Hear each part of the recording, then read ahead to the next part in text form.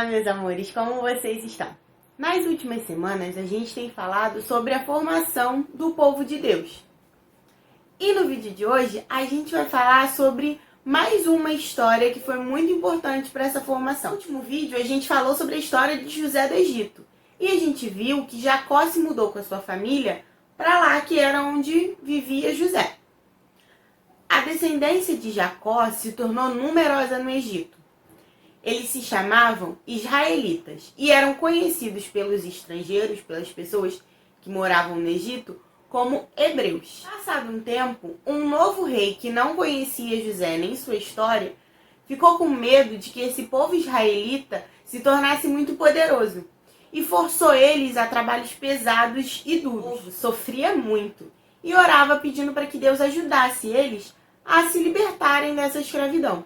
E Deus ouviu o pedido de seu povo e mandou um israelita para que libertasse, para que salvasse seu povo. Além disso, ele ordenou que se jogasse no rio Nilo todos os filhos recém-nascidos, dos israelitas. Uma vez, uma mãe israelita teve um bebê e escondeu ele por 3 meses. Só que depois de um tempo ela viu que não ia ter como ela continuar escondendo aquela criança. Então ela pegou o bebê, colocou ele num cestinho e deixou ele nas margens do rio. A irmã dessa criança resolveu ficar pertinho do rio para ver o que ia acontecer. Foi aí que chegou então a filha do faraó. E quando viu aquele cestinho às margens do rio, mandou que fossem buscar. Quando ela abriu, ela viu um bebezinho chorando lá dentro e logo pensou que seria o filho de um hebreu. Nessa hora, chegou a irmã da criança, que tinha ficado lá perto do rio para ver. E ela aconselhou a filha do faraó que chamasse uma israelita para amamentar aquela criança. E foi isso que ela mandou que fizesse. A menina, então, chama a mãe, sem que a filha do faraó soubesse. Ela, então, leva o menino, cuida dele, educa ele. E depois de um tempo, quando ele já está um pouco mais velho, ela leva ele de volta para a filha do faraó, que adota essa criança e lhe dá o nome de Moisés. Moisés foi educado com toda a sabedoria dos egípcios, até que descobre que é um hebreu. Moisés, já com seus 40 anos, vê a aflição do povo e os defende.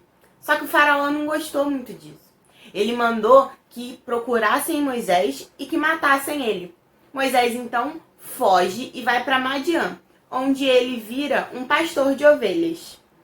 Vamos pegar nossa Bíblia e abrir em Êxodo 3, do 1 ao 12, e ver uma parte muito importante dessa história.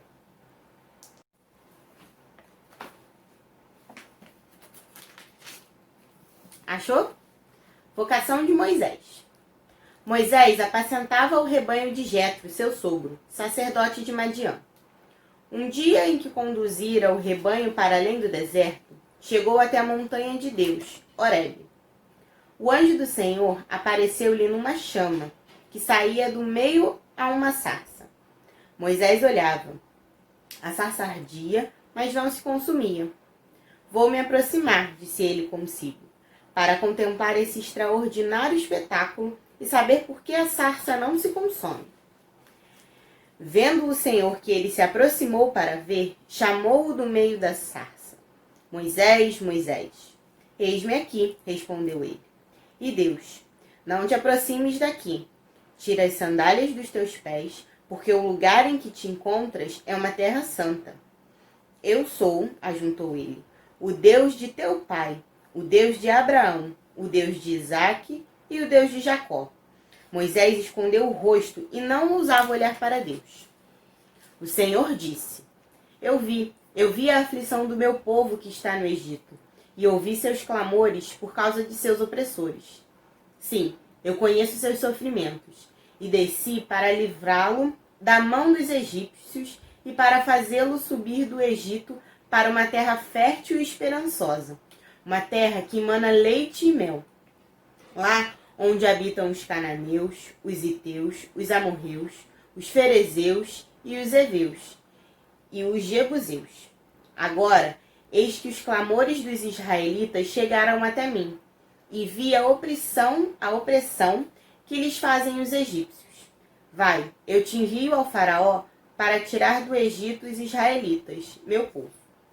Moisés disse a Deus: Quem sou eu para ir ter com o Faraó e tirar do Egito os israelitas? Eu estarei contigo, respondeu Deus. E eis aqui um sinal de que sou eu que te envio. Quando tiveres tirado o povo do Egito, servireis a Deus sobre essa montanha.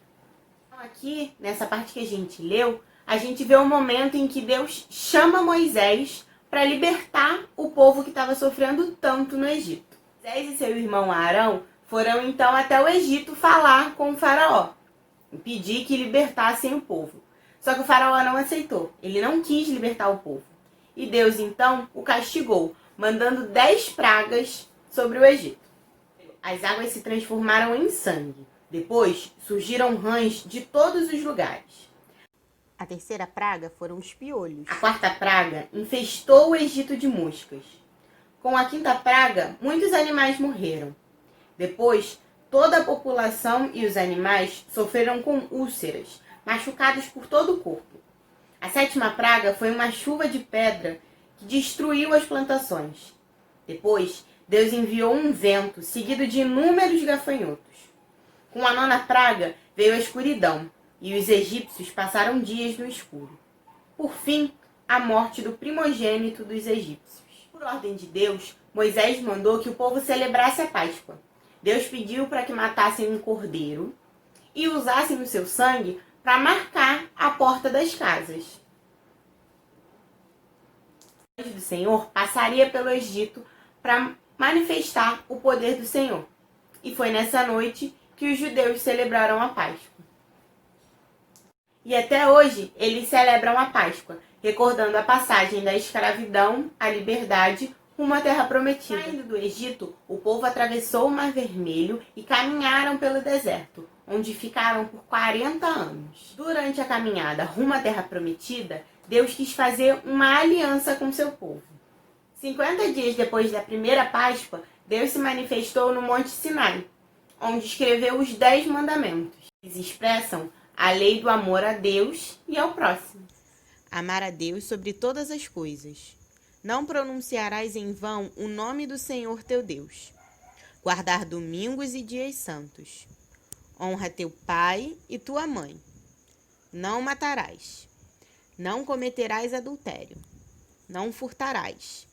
Não dirás falso testemunho contra teu próximo. Não cobiçarás a mulher do teu próximo. Não cobiçar as coisas alheias. Logo que que o povo israelita chegou na fronteira de Canaã, Moisés mandou 12 homens, um representando cada tribo, para explorar aquela terra.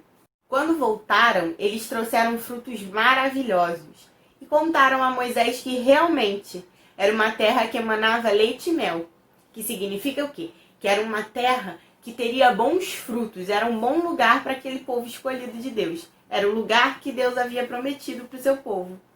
Moisés, porém, não chegou a entrar nessa terra. Ele morreu no topo do Morro Nebo, às vistas da terra prometida, com 120 anos de idade. Gostaram da história? Nós podemos ver mais histórias sobre o povo de Deus na Bíblia. Nela, nós podemos encontrar histórias cheias de aventuras, músicas, guerras, amor e muita fé. Então, tenha sempre com você a Bíblia. Ela nos ajuda a entender sobre os planos de Deus na nossa vida. Esse foi o nosso vídeo de hoje. Espero que você tenha gostado de aprender sobre a formação do povo escolhido de Deus e sobre mais essa história tão bonita. Espero você no próximo vídeo.